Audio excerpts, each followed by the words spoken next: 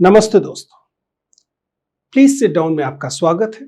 आपको याद होगा हम लोगों ने एक लंबा कोर्स पब्लिक स्पीकिंग पे किया था।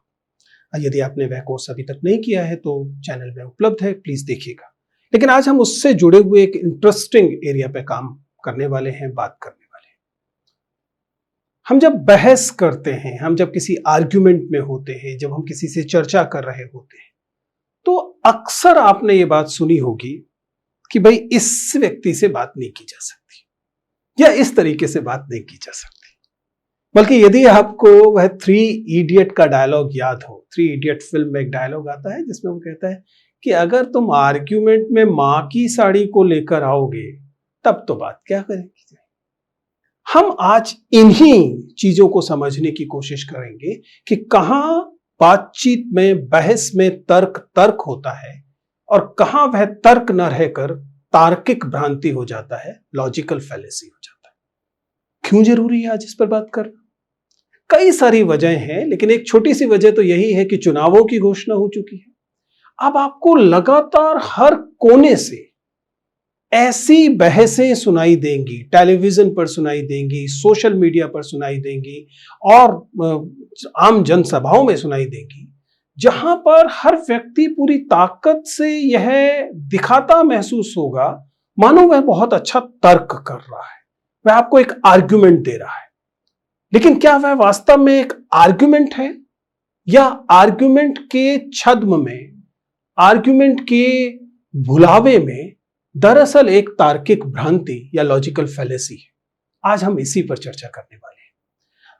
इस वीडियो को मेरा अनुरोध है कि अंत तक देखिएगा। हम लोग कुल मिलाकर 7 लॉजिकल फैलेसीज की बात करेंगे और इनमें से हर लॉजिकल फैलेसी इंपॉर्टेंट है। और जब आप उसे सुनेंगे तो आपको एहसास होगा कि आपके साथ ऐसा बहुत बार हुआ कि आप किसी के साथ बहस कर रहे थे या किसी की बहस सुन रहे थे और आपको लग रहा था कि सामने वाला व्यक्ति जो कह रहा है वह उसमें तर्क पकड़ में नहीं आ रहा है, और उसकी वजह दरअसल यह थी कि वह तर्क नहीं था, वह एक तार्किक भ्रांति थी, लॉजिकल फैलेसी थी।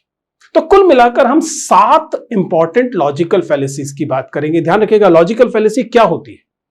लॉजिकल फैलेसी होती है जब आपके सामने कोई चीज तर्क की तरह पेश की जाए, आर्ग्यूमेंट, लेकिन दरअसल वह तर्क ऐसा औजार न हो कि उसे तर्क कहा जा सके, वह तर्क के भेष में तर्क से भटकाने वाली चीज हो। इसको हम लॉजिकल फैलेसी कहेंगे आसान भाषा में। स्वाभाविक है कि दर्शन शास्त्र में इसके लिए और जटिल आपको परिभाषाएं मिल जाएंगी। तो चलिए शुरू करते हैं इस वीडियो को और हम कुल मिलाकर 7 लॉजिकल फैलेसीज को अलग अलग समझते हैं।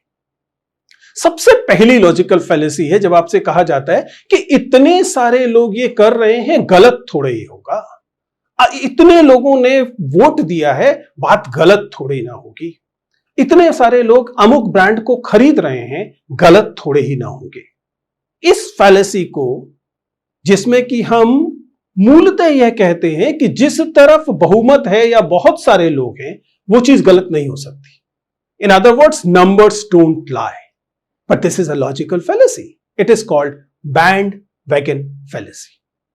ये वह तार्किक भ्रांति है इस आधार पर कि बहुत सारे लोग किसी बात से सहमत हैं, मान लिया जाता है कि बात ठीक है। इसमें किसी प्रमाण को नहीं देखा जाता, इसमें किसी तर्क या आर्गुमेंट को नहीं देखा जाता, बस मान लिया जाता है तो मान लिया जाता है। तो यह पहली लॉजिकल फैलेसी है जिसे हम बैंड वैगन फैलेसी कहते हैं कि यदि बहुत सारे लोगों ने एक पार्टी को वोट दिया है तो इसका मतलब है पार्टी ठीक है। बहुत सारे लोगों ने एक ब्रांड को चुना है किसी उपभोग के लिए तो वह ठीक है। आपको याद आ रहा होगा कि आपके बहुत सारे व्हाट्सएप फॉरवर्ड्स दरअसल इसी तर्क पर काम करते हैं। तो आज आपको पता है कि एक लॉजिकल फैलेसी है। लॉजिकल फैलेसी में मुख्य परेशानी क्या है? लॉजिकल फैलेसी की मुख्य परेशानी है कि जब आप किसी आर्ग्यूमेंट में स्वयं लॉजिकल फैलेसी देते हैं तब आप दरअसल अवमानना रखते हैं सामने वाले व्यक्ति के प्रति जिसे आप लॉजिकल फैलेसी दे रहे हैं। आप उसकी बौद्धिकता को, उसकी समझदारी को कमतर करके मानते हैं कि आप बजाय तर्क देने के एक तर्क भ्रांति देंगे और वह बात स्वीकार कर ली जाएगी। ये दरअसल अपमानजनक है। तो पहली लॉजिकल फैलेसी हुई बैंडवैगन। एक अगली लॉजिकल फैलेसी है red herring fallacy. Red herring शब्द आपने पहले भी सुना होगा। हेरिंग दरअसल एक मछली होती है। रेड हेरिंग फैलेसी दरअसल अगर आप इस कहानी में जाएं तो आपको समझ में आएगा कि बहुत बार शिकारी, कहानी जहां से निकल कर आती है कि शिकारी जब शिकार के लिए निकलते थे तो अक्सर देखते थे कि उनके कुत्ते भटक जाते हैं इधर उधर की गंधों में। इधर से कोई एक गंध आ रही है, दूसरी तरफ से दूसरी गंध आ रही है, और इस कारण वे उनके साथ चलने की बजाय उनको थोड़ा सा संभालना मुश्किल होता, और वो एक ही गंध की तरफ लगातार भाग रहे होते थे। इस कारण शिकार में परेशानी आती थी। तो माना जाता है कि शिकारियों ने एक तरीका निकाला कि हेरिंग नाम की जो मछली थी, उस मछली की तेज गंध वाली मछली है, उस मछली को एक रस्सी में बांधा और उसके बाद उसको चारों तरफ हिला दिया, रास्ते में उसको घसीट दिया, जिससे उसकी गंध प्राइमरी गंध हो जाती थी और कुत्ता किसी और भिन्न दिशा में जाने की जगह इस गंध में उलझ जाता था। इस आधार पर ही रेड हेरिंग फैलेसी आती है। यह वह तार्किक फैलेसी है जिसमें आप जिस बारे में तर्क कर रहे हैं उसकी बजाय डिस्ट्रैक्टिंग कोई चीज ले आए। जो चीज लाई है वो सच भी हो सकती है, झूठ भी हो सकती है, लेकिन ये इमैटेरियल है। जो महत्वपूर्ण बात है कि वह जिस बारे में तर्क हो रहा था उस तर्क से जुड़ी हुई नहीं होती। यानी कि आप जिससे तर्क कर रहे हैं उसने अगर मान लीजिए एक आर्ग्यूमेंट दिया, एक नेता ने चुनाव के भाषण में उनसे कहा गया कि आप बेरोजगारी कम करने के लिए क्या कर रहे हैं, तो उन्होंने कहा कि देखिए आप बेरोजगारी की बात करें, ये देखिए कि हमारे देश में कितने टॉयलेट्स बन गए हैं, या देखिए कि हमारे देश में पर्यावरण की समस्या थोड़ी सी सॉल्व हो गई है, या देखिए कि हमने मंदिर बना दिया है, या इसी किस्म की कोई दूसरी चीज। सवाल ये नहीं है कि कौन सी पार्टी ऐसा कर रही है, सवाल यह है कि क्या यह एक वैलिड तर्क है। चाहे ये आम बातचीत में हो, व्हाट्सएप पर हो, किसी क्लासरूम में हो, या फिर टेलीविजन डिबेट पर हो, जब भी आप मुख्य बिंदु से अलग तर्कों को लेकर आते हैं, जिस बात पर आप बहस हो रही है उस पर बहस करने की बजाय उन बिंदुओं पर को बहस में लेकर आते हैं जिन पर आप चाहते हैं कि बहस हो, तो यह रेड हेरिंग फैलेसी कहलाती है। ध्यान रखिएगा, यहां यह नहीं कहा जा रहा कि जो बिंदु आप लेकर आए वो सच है या झूठ है। वो सच भी हो सकता है, वो झूठ भी हो सकता है। वह सच है तब भी यह एक लॉजिकल फैलेसी है, और वह झूठ है तब भी यह लॉजिकल फैलेसी है, क्योंकि यदि बात बिंदु ए से जुड़ी है तब ही बिंदु ए पर हो रही बहस में उस आर्गुमेंट को दिया जा सकता है। तो हमने पहली जो लॉजिकल फैलेसी की बात की थी वो कौन सी थी? वह थी बैंडवैगन, और दूसरी लॉजिकल फैलेसी है रेड हेरिंग लॉजिकल फैलेसी। आप इसके लिए कोई हिंदी अनुवाद सोचना चाहते हैं तो सोच सकते हैं।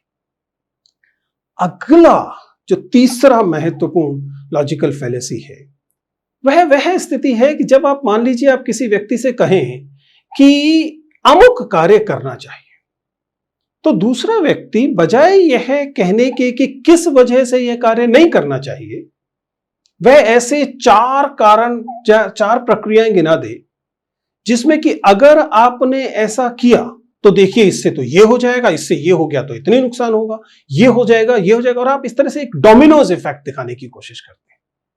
यानी कि जब आप ये भय पैदा करते हैं कि अगर आप इस तर्क पर चले तो यह एक स्लिपरी स्लोप है, ये एक ढलवा रास्ता है, इस पे जाने के बाद कहीं रुक नहीं पाएंगे, गिरते चले जाएंगे। यह वाली फैलेसी स्लिपरी स्लोप फैलेसी कहलाती है। मसलन अगर मान लीजिए ईवीएम पर बहस हो रही है, आपने बहस ये की कि नहीं जी ये आप कहना चाहते हैं कि नहीं ईवीएम एकदम दुरुस्त है, दूसरा व्यक्ति कहता है कि नहीं ईवीएम गलत है, इसको बदलना चाहिए। ऐसे में आप बजाय ईवीएम पे तर्क करने के अगर इस तर्क पर आ जाते हैं कि अगर ईवीएम को हटाया गया तो अमुक कंपनी को दिया गया कॉन्ट्रैक्ट बेकार हो जाएगा, उससे बेरोजगारी पैदा होगी, उससे लोग परेशान होंगे। अब हो सकता है कि आप बात जो कह रहे हैं वो वापस में जुड़ती भी हो, लेकिन यह उस मूल तर्क को संबोधित नहीं करती है, यह उस मूल बहस को संबोधित नहीं करती है जिस पर चर्चा हो रही थी। अगर आप एक तार्किक और मीनिंगफुल डायलॉग को में रहना चाहते हैं तो आपके पास पहले तो यह ईमानदारी होनी चाहिए कि आप स्लिपरी स्लोप फैलेसी का खुद इस्तेमाल नहीं करेंगे। या किसी भी लॉजिकल फैलेसी का खुद इस्तेमाल नहीं करें। लेकिन दूसरा यह भी महत्वपूर्ण है कि आपके पास यह क्षमता भी होनी चाहिए कि आप तर्क को लॉजिकल फैलेसी से अलग कर सके। कहीं ऐसा तो नहीं कि सामने वाला व्यक्ति तर्क में दरअसल एक लॉजिकल फैलेसी को इस्तेमाल कर रहा था और आप उसे पहचान नहीं पाए। अगर ऐसा हुआ तो यह दरअसल एक तार्किक रूप से उचित बात नहीं होगी। मसलन अगर आपसे कहा जाए कि देखिए, अगर आपने अमुक पार्टी को वोट नहीं दिया तो फिर हमारे देश में अमुक अमुक अमुक समस्याएं पैदा हो जाएंगी। अब यह आश्चर्यजनक बात है, क्योंकि यदि अगर इस स्लिपरी स्लोप को, कि अगर आपने आप ये नहीं कह रहे कि क्यों नहीं करना चाहिए, आप सीधा उस स्तर पर पहुंचे कि यदि किया तो इसके कॉन्सिक्वेंसेस में 1 2 3 4 5 ये डोमिनोस इफेक्ट है, मानो कि एकदम अंत हुआ रखा है। यह एक परेशान करने वाली फैलेसी है, इसे हम स्लिपरी स्लोप फैलेसी कहते हैं। तो यह एक महत्वपूर्ण बिंदु था। हम 3 लॉजिकल फैलेसीज की बात कर चुके हैं, लेकिन सबसे रोचक और सबसे ज्यादा इस्तेमाल की जाने वाली लॉजिकल फैलेसी जो मैंने क्लासरूम्स में देखी है, जो मैंने टेलीविजन डिबेट्स में देखी है, जो मैंने सोशल मीडिया पर देखी है, वह कहलाती है, और आपने भी इसे बहुत बार महसूस किया होगा, ये एक साधारण सी बात है जिसे हम कहते हैं हेस्टी जनरलाइजेशन फैलेसी। बहुत तेजी से जल्दबाजी में किया गया सामान्यीकरण। यह सबसे ज्यादा होता है क्योंकि इसमें सबसे कम श्रम लगता है। आपने कभी बहुत पहले आपके अनुभव में कोई ऐसी बात थी जिसमें पीली कमीज पहनने वाले व्यक्ति ने आपको धोखा दिया था। आप स्कूल में थे और कोई बच्चा था पीली कमीज वाला जिसने आपके साथ लड़ाई की और उससे आपको चोट पड़ी।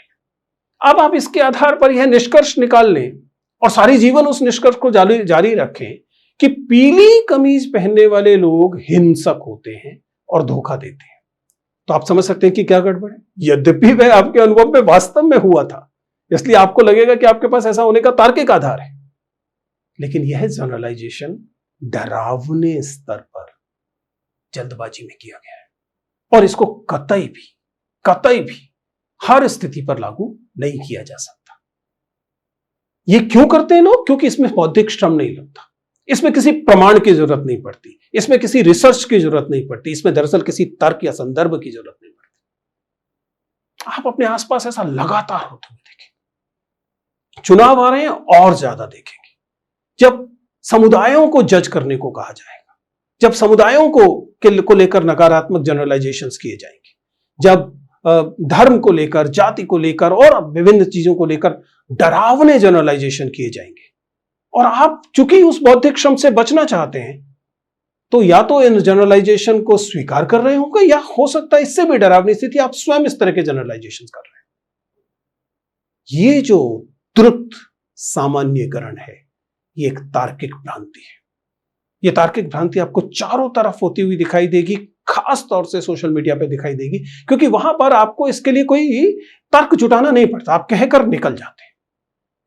आप किसी भी व्यक्ति के धर्म पर, किसी व्यक्ति की कपड़ों पर, किसी व्यक्ति की लैंगिकता पर, किसी व्यक्ति की सेक्सुअल ओरिएंटेशन को लेकर एकदम निष्कर्षात्मक टिप्पणियां करेंगे और उसका कोई भी दायित्व नहीं लेंगे कि उसे आपको सिद्ध करना है। यह एक लॉजिकल फैलेसी है। द्रुत सामान्यीकरण सबसे ज्यादा इस्तेमाल होती लॉजिकल फैलेसी है। यदि यह आपके साथ होती है और आप इसे स्वीकार कर लेते हैं, तो दरअसल आप अपने महत्व को खुद कम कर रहे हैं। यदि आप किसी अन्य के साथ ऐसा करते हैं, तो आप दूसरे वाले व्यक्ति के प्रति बहुत हद तक डिसरिस्पेक्टफुल हैं, क्योंकि आप मानकर चल रहे हैं कि उसके पास वह बौद्धिक क्षमता ही नहीं कि वह देख सके कि यह तर्क नहीं है। यह एक द्रुत सामान्यीकरण है। हम अगली महत्वपूर्ण फैलेसी की तरफ जा रहे हैं, और यह 5वीं जो फैलेसी है, यह एड होमिनम फैलेसी कहलाती है। एड होमिनम जाहिर है कि एक तकनीकी शब्द है जिसका कुल मिलाकर मतलब यह है कि व्यक्ति पर चोट करो, अटैक द पर्सन। ये एक भिन्न तरीके की लॉजिकल फैलेसी है और हाल फिलहाल में इसका उपयोग और ज्यादा बढ़ गया है, लेकिन हमेशा से इस्तेमाल होता रहा। Shooting the messenger. अभी हम लोगों ने हाल में बात की थी कि कैसे जब एक आर्थिक सलाहकार ने यूपीएससी की परीक्षाओं को लेकर टिप्पणी की, तो लोग यदि इस तर्क पर बात करने की बजाय, उस विचार पर बात करने की बजाय उस व्यक्ति पर टूट पड़े, उसको मूर्ख सिद्ध कर दें, उसको नालायक सिद्ध कर दें, उसको उसकी उसकी जो नीयत है उस पर शक करने लगे, तो यह कौन सी फैलेसी कहलाएगी? यह एड होमिनम कहलाएगी, जिसका मतलब है कि आप किसी तर्क के जवाब में बजाय तर्क देने के व्यक्ति पर आरोपण शुरू करते हैं, व्यक्ति को खारिज करना शुरू करते हैं, व्यक्ति पर अटैक करते हैं।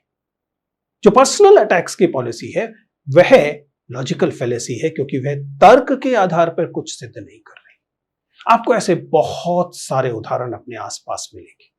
जब कोई व्यक्ति सामने तर्क लेकर आएगा तब कहा जाएगा कि इस तर्क को छोड़िए, जो व्यक्ति लाए इस पर तो विश्वास ही नहीं किया जा सकता।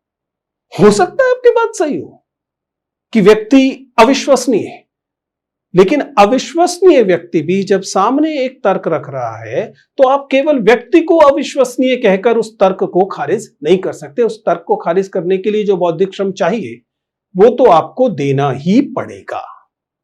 अभी हाल में जब हम लोगों ने इलेक्टोरल बॉन्ड को हुई चर्चा को देखा तो आप पाएंगे कि इसके उत्तर में बहुत बार जो चीज की गई वो एड होमिनम है, यानी कि बजाय यह बताने के कि क्यों इन इलेक्टोरल बॉन्ड्स को एक राजनीतिक भ्रष्टाचार न माना जाए, लोगों ने जब यह गिनाना शुरू किया कि देखिए अमुक व्यक्ति पर विश्वास नहीं किया जा सकता, वो तो इसलिए भ्रष्ट है, वो तो उसलिए भ्रष्ट है, इसलिए उस पर बात मत कीजिए। दरअसल आपने तर्क का उत्तर नहीं दिया। तो ये जो आप पाएंगे कि चुनावों के माहौल में ये पर्सनल अटैक्स और ज्यादा बढ़ जाते हैं, सोशल मीडिया पर ये पर्सनल अटैक्स और ज्यादा बढ़ जाते हैं। यह कई बार बाकायदा रणनीतिक तौर पर किया जाता है। मान लिया जाता है कि वास्तव में एक वैध तरीका है यह जो लॉजिकल फैलेसी है। लॉजिकल फैलेसी कभी भी एक वैलिड तरीका नहीं होती है। तो इस तरीके से हमने 5 महत्वपूर्ण लॉजिकल फैलेसीज पे बात की है। यूं लॉजिकल फैलेसीज की एक अनंत सूची बन सकती है, लेकिन सबसे महत्वपूर्ण 7 में 2 और बचती है। इनको भी एक एक करके समझने की कोशिश करते हैं। मसलन अगर मान लीजिए कि कोई व्यक्ति ये कहे कि मैं मैच देखने गया था और रेड कलर की शर्ट पहनकर जब मैं मैच देखने गया तो वो टीम जीत गई जिस टीम को मैं सपोर्ट कर रहा था। अब ये दोनों बातें सच हो सकती है। वह व्यक्ति वाकई लाल कमीज पहनकर मैच देखने गया था और यह भी सच हो सकता है कि उस दिन उसके पक्ष की टीम जीत गई। लेकिन यदि इनके बीच में संबंध स्थापित करने की कोशिश की जाए, वह कहे कि चूंकि मैं लाल कमीज पहनकर गया था इसलिए अमुक टीम मैच जीत गई, तो आप देखेंगे कि दोनों कारण मौजूद हैं, लेकिन इनके बीच में कार्य कारण श्रृंखला जो है वह उचित नहीं है। ये जो कार्य कारण श्रृंखला भ्रांतिपूर्ण तरीके से पैदा की जाती है, इसे अगली फैलेसी के तौर पर देखा जाता है, जो कि दरअसल एक तरीके से फॉल्स कॉजेशन की फैलेसी कहा जाएगा। यानी कि कार्य कारण श्रृंखला का मिथ्यारोपण। जो कार्य कारण कार्य है, कारण भी है, लेकिन कारण कार्य का कारण नहीं है। और आप लोगों ने रीजनिंग में ऐसे बहुत सारे सवालों को देखा होगा। तो ये जो लॉजिकल फैलेसी है, यह गलत कार्य कारण श्रृंखला की लॉजिकल फैलेसी है, जिसमें कि फॉल्स कॉजेशन दिखाई देता है। यह अगली महत्वपूर्ण लॉजिकल फैलेसी थी 6 नंबर की। और आखिरी लॉजिकल फैलेसी के तौर पर हम देख सकते हैं कि एक विचित्र स्थितियां कई बार पैदा की जाती है। मसलन अगर मान लीजिए आपसे यह कहा जाए कि एक सेल्समैन आपके पास आया, वो आपसे बातचीत कर रहा है, उसने आपको कोई अपना सामान खरीदने या खरीदने के लिए या सर्विस खरीदने के लिए राजी करने की कोशिश की, और उसके बाद वह आपसे सवाल पूछता है कि सर आप इस प्रोडक्ट के लिए नगद पेमेंट करना चाहेंगे या फिर चेक से पेमेंट करना चाहेंगे? वैसे चेक से पेमेंट करना अच्छा रहेगा। अब आप देखिए कि क्या तर्क सामने पेश किया गया है। आपको कहा गया है कि इस समय आपके पास दो ही विकल्प मौजूद हैं, आइदर और उसमें किसी एक की तरफ इशारा भी कर दिया गया कि वही बेहतर है। जबकि सही बात यह है कि केवल दो विकल्प मौजूद नहीं है। न खरीदना भी एक विकल्प है जो आपके पास मौजूद है, जिसमें आपको न चेक से पेमेंट करनी है न कैश से पेमेंट करनी है। ये जो फैलेसी है ये आइदर और फैलेसी कहलाती है, जिसमें तमाम तार्किक स्थितियों को आइदर और इन दो ही विकल्पों में रिड्यूस कर दिया जाए।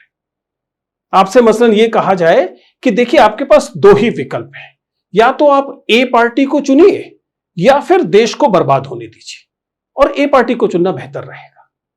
अब सच्चाई यह है कि केवल यही दो विकल्प मौजूद नहीं है, चुनाव में आपको बार बार यह सुनाई देगा। तो आपको समझना यह है कि कहीं ऐसा ना हो कि आइदर और फैलेसी को आप सच मान लें।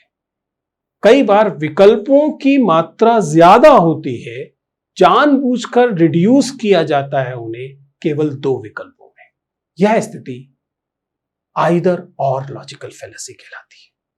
हम लोगों ने 7 महत्वपूर्ण लॉजिकल फैलेसीज को देखा है, और मेरा दावा है कि अगर आप तमाम किस्म की जो बहसें जिनमें आप पढ़ते हैं या उन्हें विटनेस करते हैं, वह वजह जिसकी वजह से टेलीविजन डिबेट्स जो हैं उनकी जो उनका सम्मान उनके प्रति इतना कम हुआ है, उसे अगर आप देखें तो आप पाएंगे कि वास्तव में होता यह है कि उनमें से 90% बहस या तर्क लॉजिकल फैलेसी से चल रहे होते हैं। कई बार तो ऐसी मनोरंजक स्थिति होती है कि दोनों पक्ष लॉजिकल फैलेसी दे रहे होते हैं। पक्ष ए भी लॉजिकल फैलेसी दे रहा है और उसके उत्तर में पक्ष बी भी लॉजिकल फैलेसी दे रहा है, और इसको हम एक ताजा बहस के तौर पर देखते हैं। और यह वह वजह है जिस वजह से वाद विवाद संवाद को लेकर कुल मिलाकर उनकी इज्जत, उनका सम्मान समाज में कम हुआ है। क्योंकि जब आप लॉजिकल फैलेसीज को तर्क की तरह पेश करते हैं तो आप दरअसल सच की तरफ नहीं जा रहे होते, सच से दूर जा रहे होते। क्यों अवॉइड की जानी चाहिए लॉजिकल फैलेसी? पहली बात, लॉजिकल फैलेसी इसलिए अवॉइड की जानी चाहिए क्योंकि यह दरअसल जिसे हम क्रिटिकल थिंकिंग कहते हैं उसके रास्ते में एक बाधा है। इससे लॉजिकल फैलेसी से अक्सर जो परिणाम निकलते हैं, अक्सर जिन निष्कर्षों पर हम पहुंचते हैं वो अवैध या अपर्याप्त होते हैं, और स्वाभाविक तौर पर यह कम्युनिकेशन को बाधित करते हैं। आप लॉजिकल फैलेसीज को कैसे अवॉइड कर सकते हैं? ध्यान रखिए, लॉजिकल फैलेसीज आपको दोनों स्तर पर अवॉइड करनी है। पहले, आपको लॉजिकल फैलेसीज का इस्तेमाल नहीं करना है, और दूसरा, आपको अपने विरुद्ध लॉजिकल फैलेसी का इस्तेमाल नहीं होने देना। इसके लिए मेरे हिसाब से 3 तर्क हो सकते हैं। पहला, खुद पर विश्वास कीजिए, अपने शोध पर विश्वास कीजिए, खुद जानने की चेष्टा कीजिए, सर्व की गई हर चीज को स्वीकार मत कर लीजिए। ना तो फेक न्यूज को स्वीकार कीजिए, ना ही फेक आर्ग्यूमेंट को स्वीकार कीजिए, खुद रिसर्च कीजिए। दूसरा, अपने चिंतन में जो बाउंड्रीज बना रखी है उनको थोड़ा सा विस्तार दीजिए। केवल अपने विषय, केवल अपने अनुभव को ही अंतिम सत्य मानना बंद कीजिए। और तीसरा, देने से पहले, पेश करने से पहले अपने आर्गुमेंट को खुद जांचिए, इवैल्यूएट कीजिए, मूल्यांकन कीजिए। ध्यान रखिएगा, हमारे समय में सच को सबसे बड़ा खतरा शायद झूठ से नहीं है, उसे तार्किक भ्रांतियों से है। इससे पहले कि हम इस वीडियो को खत्म करें और आप पर बातचीत करें, मेरा आपसे अनुरोध है कि इस एक्सरसाइज को कीजिए और सोचिए कि आपने स्वयं कब कब लॉजिकल फैलेसीज को लॉजिक की तरह इस्तेमाल किया। आपने तार्किक भ्रांति को तर्क की तरह कब कब पेश किया है, चाहे जब आप छोटे से बच्चे थे और चॉकलेट के लिए लड़ रहे थे, या फिर जब आप एक वयस्क हो गए और किसे मतदान करें और किसे मतदान न करें इस पर बहस कर रहे थे। सोचिएगा।